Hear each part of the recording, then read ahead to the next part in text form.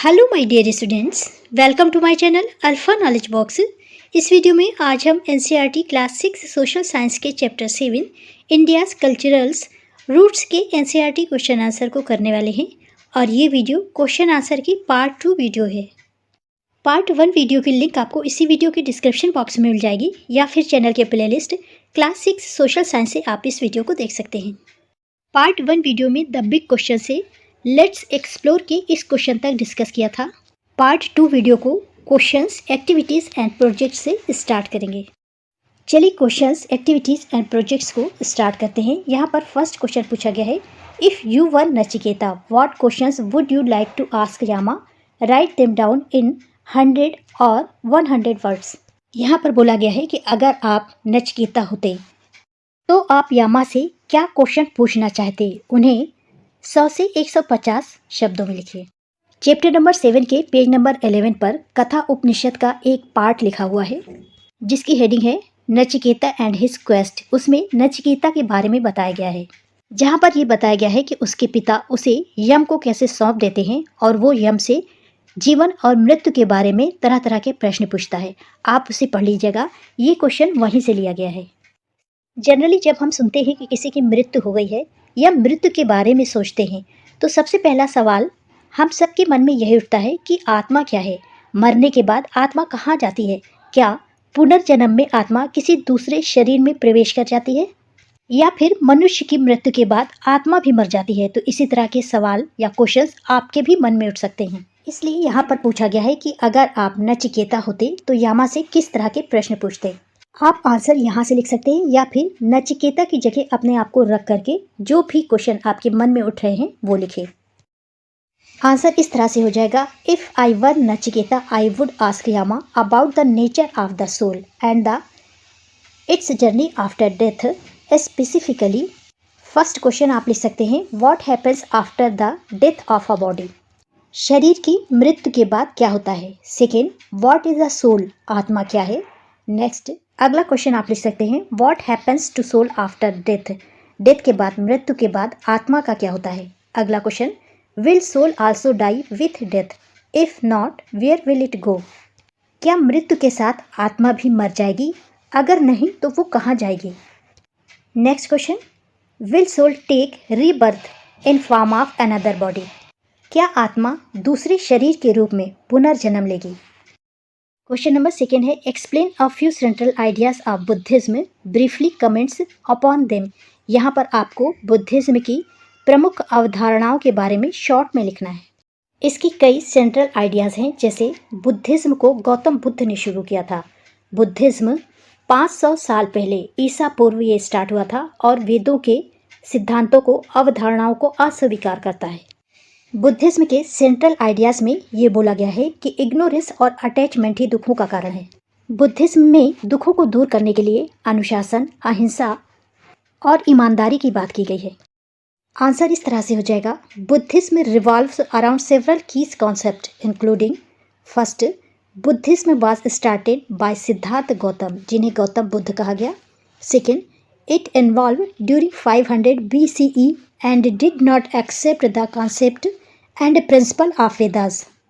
तीसरा, Buddhism believed that ignorance and attachment are the source of human sufferings. Their teachings were based on remove these two causes of suffering, ignorance and attachment.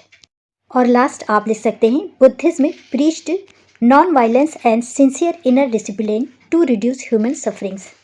Question number 3 है, discuss in class the quotation of the Buddha which begins with not by water is one made pure though many peoples may bathe here in sacred river to make sure that its meaning has been understand by all.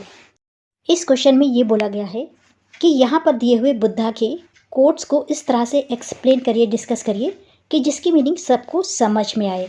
Quotes है, कोई व्यक्ति पानी से शुद्ध नहीं होता, बहुत से लोग पवित्र नदियों में भी नहाते हैं। आंसर इस तरह से होगा, this quotation from the Buddha emphasises that true purity and spiritual cleanliness do not come from external ritual such as bathing in sacred rivers but from internal virtue and actions. Buddha का ये कोटेशन इस बात पे जोर देता है कि सच्ची पवित्रता और आध्यात्मिक स्वच्छता बाहरी अनुष्ठानों जैसे पवित्र नदियों में नहाने से भी नहीं आता, बल्कि आंतरिक गुणों और कार्यों से आता है। ये कोटेशन ये सीख देता है या सिखाता है कि इनर क्वालिटीज़, ट्रूथफुलनेस, कंपैशन और इथिकल बिहेवियर ही इंसान को वास्तव में शुद्ध बनाता है। क्वेश्चन नंबर 4 है, explain a few central ideas of Jainism, briefly comment upon them. यहाँ पर जैनिज्म अर्थात जैन धर्म के सेंट्रल आइडियाज, अवधारणाओं को शॉर्ट में एक्सप्लेन करना है। जैनिज्म का पहला सेंट्रल आइडिया ये है कि आत्मज्ञान और अहिंसा का रास्ता किसी भी जीवित चीज़ों को कम से कम नुकसान पहुंचाते हुए गुजरने का है। हिंदू धर्म और बौद्ध धर्म की तरह यहाँ पर भी पुनर्जन्म को माना गया है, इस पर विश्वास किया गया है। अगला सेंट्रल आइडिया ये है कि बुरे कर्मों से बचने के लिए अहिंसा को अपनाना चाहिए। आंसर इस तरह से हो जाएगा, Jainism teaches that the path of enlightenment is through non violence and reducing harm to living things including plants and animals as much as possible. Second idea है, like Hindus and Buddhist, Jain believe in reincarnation. तीसरा है, to avoid bad karma, Jains must practice ahimsa, a strict code of non-violence. और last idea है, the principle of non-violence includes doing no harms to humans, plants, animals, etc. Question number 5 है, consider and discuss in class Andre Beteille's thoughts, see page number 122। ये page number 22 पर आपकी book में दिया हुआ है, इसे आप स्वयं करिए। क्वेश्चन नंबर 6 है, make a list of popular gods and goddesses in your region and the festivals they are associated with. यहाँ पर आपको आपके रीजन में जो भी पॉपुलर गॉड या गॉडेसेस हैं उनकी लिस्ट बनाना है और ये किस फेस्टिवल से एसोसिएटेड है ये भी लिखना है। आपके रीजन में जो भी देवी देवताओं को पूजा जाता है, माना जाता है, उनके बारे में लिखें या फिर यहाँ पर दिए हुए देवी देवताओं के बारे में लिखें। ये जनरली सभी जगह पूजे जाते हैं या माने जाते हैं। फर्स्ट आप लिख सकते हैं, lord Rama celebrated during Ramnavami making his birth and Diwali celebrating his return to Ayodhya. Second आप लॉर्ड कृष्णा लिख सकते हैं, celebrating during Janmashtami making his birth and Holi commemorating various legends associated with him. Next आप गॉडेस दुर्गा लिख सकते हैं, worshipped during Navratri a 9 days festivals celebrating her different forms.